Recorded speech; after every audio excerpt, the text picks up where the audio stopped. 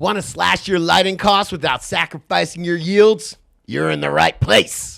Come on, before we get into all that, today's video is brought to you by Real Growers Recharge. If you want stronger, healthier plants, if you want bigger roots for better fruits, you gotta check out Real Growers Recharge. It's like an instant compost tea that holds more nutrients at your root zone, breaks those nutrients down, and makes them more plant available, getting more of your nutrients into your plants. Find out more about Recharge over at realgrowers.com. And while you're there, use coupon code Scotty420 to get 20% off your first order. Now let's get back to the show. Come on, High C. Want to slash some lighting costs here? I feel like it's Halloween.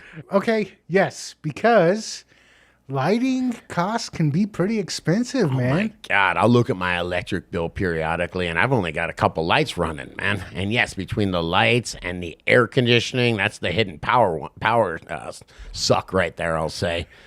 But my God, yeah, it can get expensive, man. There's a couple things, a couple little tricks we can do to save some money. All right, so save money, but not sacrifice, because that's the thing that I always worry about is if I'm saving money, am I going to end up paying in my yields? Yeah, okay, that's a valid concern. What I'm going to talk to you all about is how to not waste money. There's some things that we can do, some very little adjustments to not waste money, even get more bang for the buck. Okay, so let's jump into it. And I see the first thing that you have here is don't hang your lights too high. What's up with that? Yeah, this one's pretty easy, man. Light intensity diminishes with distance. So, think about a street light that is way 30 foot up on a power pole. It's very spread out and offers enough light for you to see. But if you were to go up 25 feet and stand there, you would be there. It's a lot brighter the closer it gets to the source. Yeah, the further away from the light source you get, the more it's diffused. So if you're going to hang your lights way up on the ceiling, you're losing a lot of light intensity before it hits the ground. And it's not just like a steady loss of intensity. It's like the further you get, the faster it diminishes. If you say exponential, we have to smoke. You know that, right? No, yeah, it really is. It's tremendous. If you look at a chart for it, you'll be like, oh my God. So just hang your lights at the right distance. They always,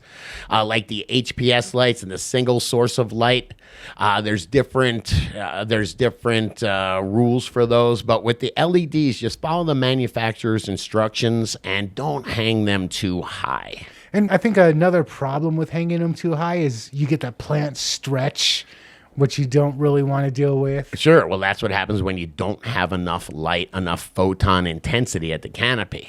Okay, so let's talk about that real quick before we move on.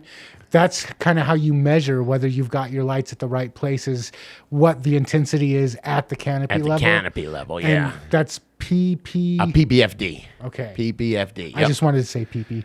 Nice, man. What should we be aiming for, though, for the PPFD at the canopy level? Oh, man, it does depend whether you have CO2 or not. Okay, so let's talk about that then, because that's the next thing. Yeah, we should talk about that, because that is something that drives me nuts. Lights are so fun to buy. They're sexy, as we say. So going and loading your plants, you're loading your room up with a ton of light and a ton of PPFD, the amount of light that's coming out is very attractive. But it's only part of the picture, and it's a really easy way to waste money.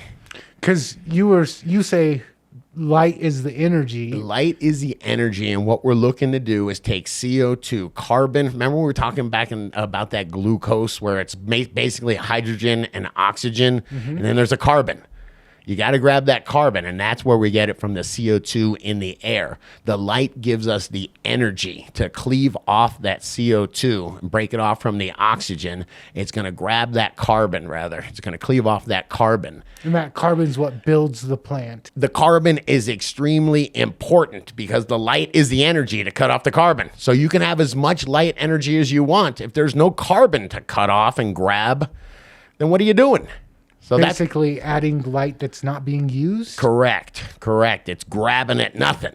Okay, and if you're paying for every watt of light, you're just Yes. basically wasting your money. Yes, theoretically, we want to match the exact amount of light, the exact amount of ppfd to cleave off the exact amount of CO2 that is in the air. We don't want to waste any. If we have too much light, we're just wasting that energy. Okay, so like ambient levels of CO2 in Yeah. the air, what's that? And then what kind of light am I trying to shoot for my ppfd? Maybe 400 ppm is ambient, and I don't know, maybe 600 ppfd of light is about the maximum that you're going to get out of it. Otherwise, you're just wasting money. Just wasting, absolutely. And then in your grow, you've got carbon, you've got CO2 tanks. Sure, yeah, I'm running 1500 ppm of CO2, and I'm running 14 to 1500 ppfd of light.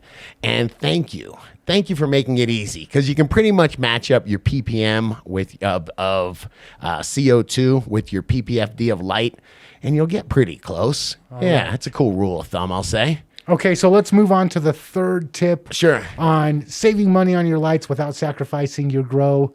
And this one, I didn't even think about. Oh, this one's so easy. I can explain this one easy. Ready? Run your grow at night if you can, and just check out. There's something called peak and off-peak hours with lighting, and it has to do when they show up and fire the factories up in the morning, and then I guess in the late afternoon when everybody fires their air conditioners up when they go home.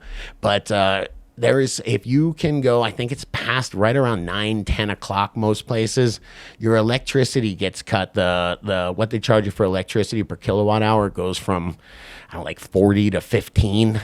And by the way, sorry, California, I hear you're paying 40 cents per kilowatt hour. Ouch, that hurts. But yeah, to be able to get, sometimes it's a third of what you're paying in the middle of the day is what you'll pay at night. And don't forget, it's not just the lights. The lights make heat, then the air conditioner, which is a power hog, has to come on and cool that off. So you can save so much money. I mean, have your lights come on, even if they come on at 9 o'clock and you get a couple hours of peak, and then the rest of the time you're running off peak. It's really nice. Save a lot of money. And that doesn't mess the plants up, having their circadian rhythm completely opposite to what natural sunlight is doing? No, it works for me, man. I'm normal. I hang out all night long, right? I'm going to go to bed after this. No, I'm just kidding. It doesn't at all, man. The plants don't know. We are playing Mother Nature here. So if we want to tell the plant that it is 8 in the morning when it's 8 at night, as long as we don't open the lights and freak them out, they'll never know. Hey, but those are just my 3 go-to ways for saving money on my lighting without sacrificing quality. Come on, but what about you? You got a favorite lighting tip? You got a favorite way to save us some money? Let us know in the comments. And if you like this video, please hit that like button, smash that subscribe button. Talk about this one with another grower you know. And check out the other couple videos YouTube's recommended, because I think you'll dig them.